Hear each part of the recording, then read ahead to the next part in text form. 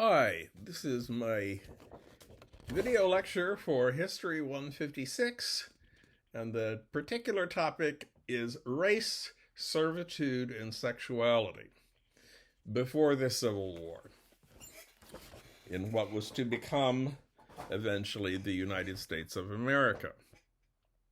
And I'm starting with the arrival of the first Europeans in North America. There was plenty of sexuality before the Europeans arrived, but I think with the arrival of the Europeans and the bringing by the Europeans of African Americans in the status of slaves, the issue of race and the issue of enslavement becomes important. So I'm starting with the period of the earliest European colonization. And in that period, almost all of the Europeans who came to North America were men, partly because they thought it was too tough an environment for women to live in, and partly because they were not really intending to stay. A lot of the men who came over were looking for a way to make a quick buck, and then they were going to take their money back to Europe and rejoin their wives and children who were very often waiting for them. So there were not European women around much in the 1500s when the Spanish were establishing their colony, and the 1600s when the English were establishing their colonies. So these European men turned to Native American women. And there were a couple of reasons, actually, that they did this. First, to satisfy their sexual needs, and they found Native American women who were willing to cooperate with that. And also because if they married Native American women, they established a place of significance within the society of the Native American group that they were marrying into, which could be useful in terms of establishing trade relationships with the Native Americans in the surrounding area. However, when the Europeans started to bring over African Americans as slaves, or in the status of slaves, from Africa to the New World, the slaves, or the African Americans who were brought as slaves, did not have that bargaining chip with them. They were not able to say to the Europeans, look, if you marry me, I will have something to give to you, as well as you're being able to give something to me. The only reason that the Europeans established sexual relationships with the African American slaves was so that they could satisfy their desires.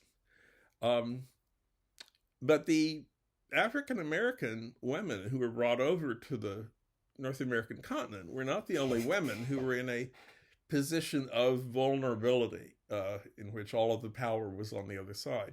There was another group of women who was coming over from Europe under the status of indentured servitude. I've explained a little bit in the textbook about what that entailed. Basically, it was a matter of a European signing a contract in which that Europeans' labor would be at the disposal of whoever bought the contract.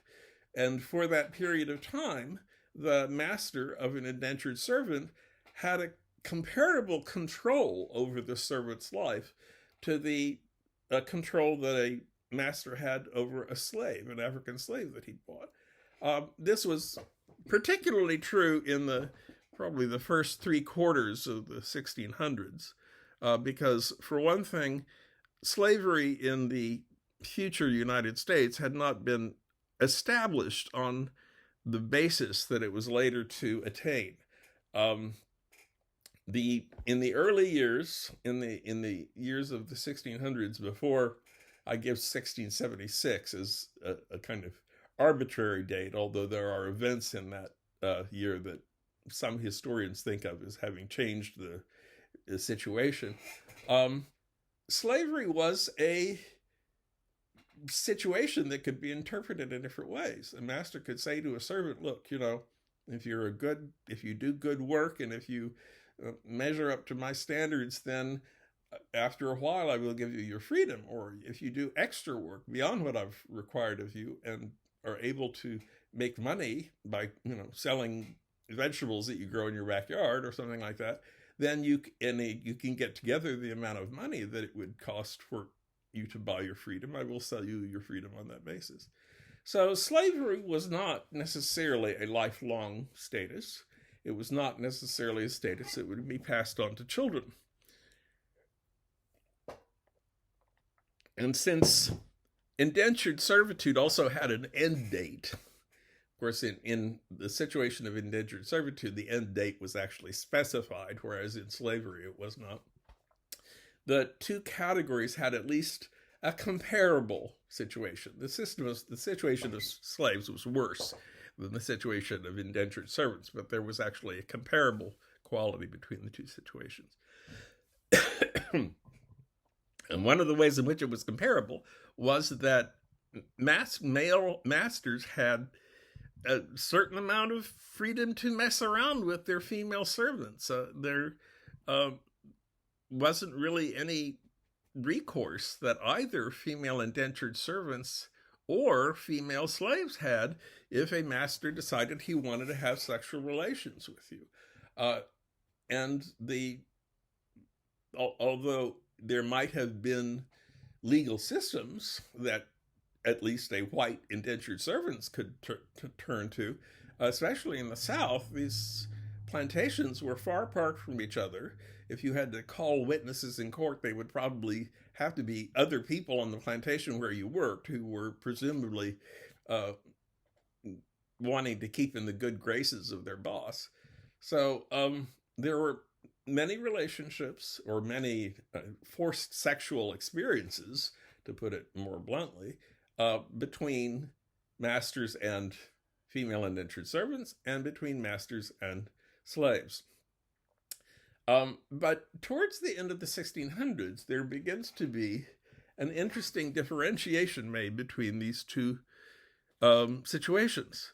As I have explained, by the 1670s, a lot of Southern plantation owners had decided that indentured servitude was really not such a good plan for hiring or for obtaining labor. Once these people had worked off their indentures, they set themselves up basically as the competition.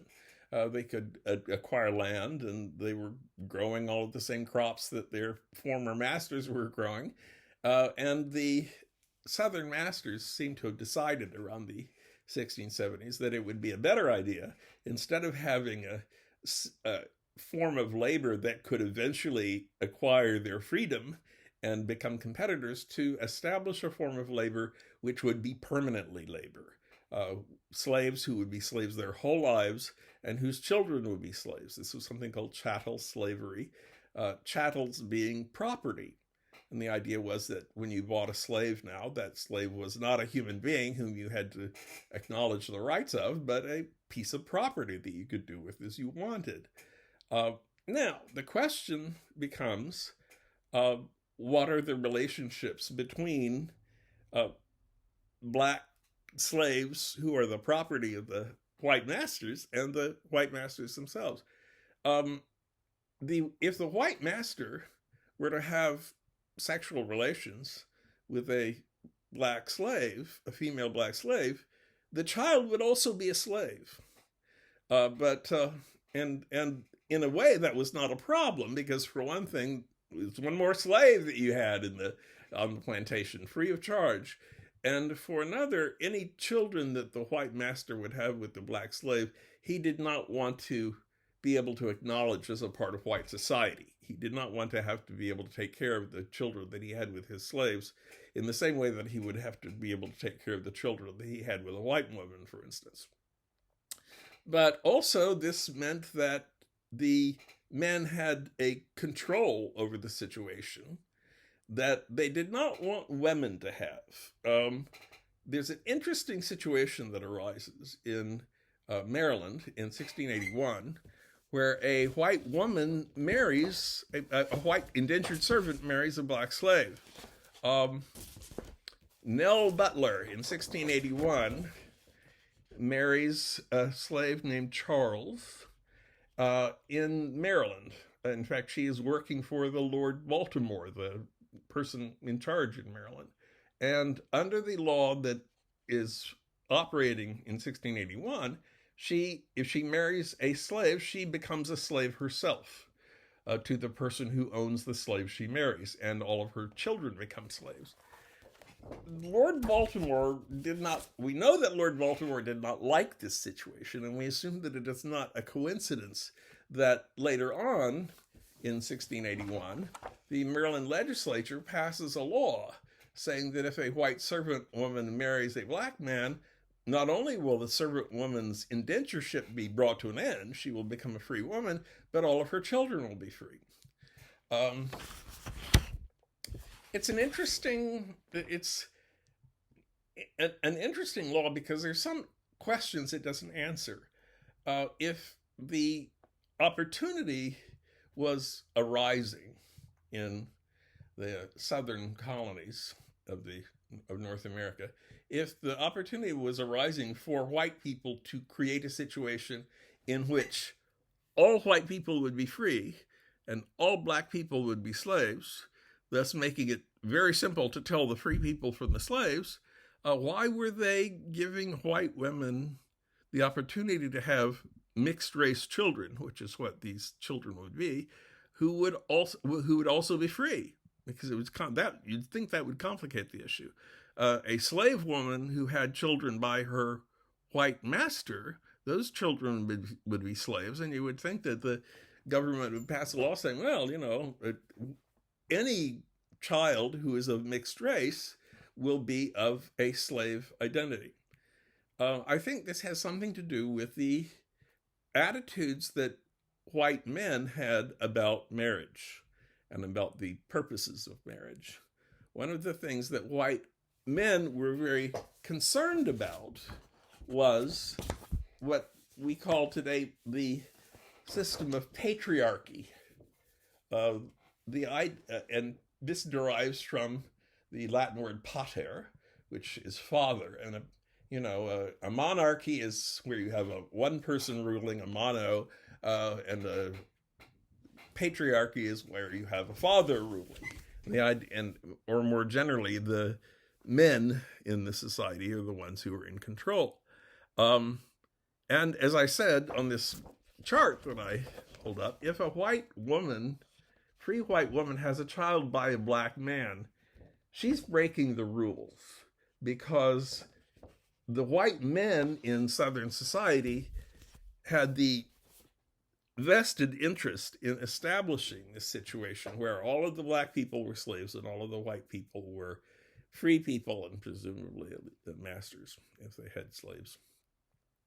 But if a white woman has sex with a black man, that is already a failure of patriarchy, because the men in the society should be keeping control of their women. And furthermore, if a white woman has a mixed race child with a black man, and that black child were determined to be a slave, then a white woman would be having a child who had the status of property. And the white men who were in control wanted very much to make sure that the white people in general were the ones who owned property, and the black people and mixed race people were the ones who had the status of property, and that never the twain should mix. So if your white woman had a child who was of mixed race, then the white woman's identity within white male society was not conforming to the appropriate definition. Because the appropriate definition is that white men have control over white women, and white women are not supposed to be allowed to have children by black men. And if you give the child the status of a slave, you also give the child the status of property, which means that the child has a status. in white society. And that's not what white men wanted. They did not want mixed race children to have an established status of any sort except as the child of white men and black women, and that those children would be slaves and also under the control of the white free men. So the relationship between property and sexuality and gender relationships is what determines the necessity that white women cannot give birth to children who have a slave status, because for one thing, it blurs the color line, which is supposed to determine the difference between free people and slave people. Also, it calls into question the idea that white men have control not only over all their slaves, but over their wives and daughters and all the white women in Southern society. I think that's why they make the distinction between a mother who is white and a mother who is black, because the mother who is white is supposed to be on the other side. And if you acknowledge that her child is the child of a slave and therefore on the black side of the dichotomy, then you are acknowledging that your system has failed and that everything has fallen to the ground. Talk some more later. Bye.